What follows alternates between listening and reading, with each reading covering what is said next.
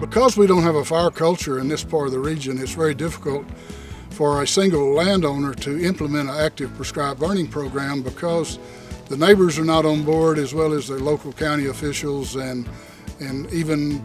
some agency people may not be on board. So what is really helpful in implementing a countywide prescribed burn program is to have a prescribed burn association. And that is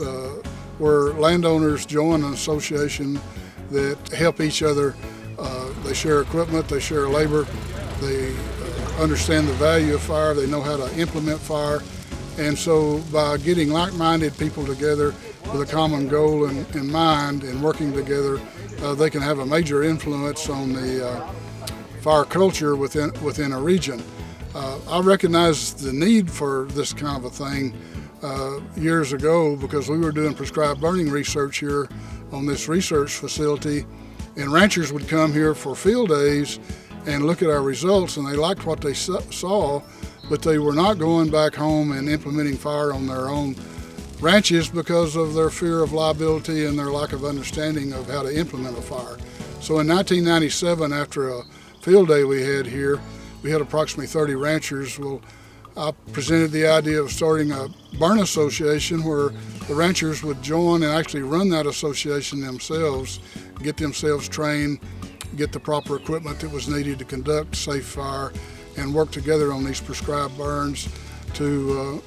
reintroduce fire into a region that historically had not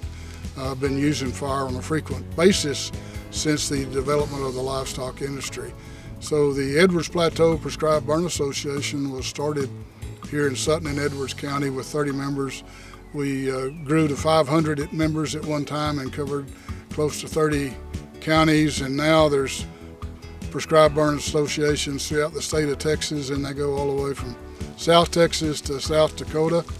It's been a very important part of prescribed burning because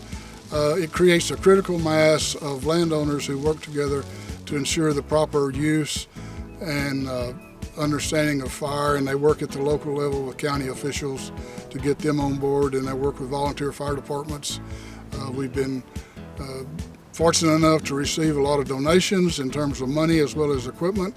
and nowadays we're a very effective organization that can go out and implement fire on the landscape and do it effectively and very safely.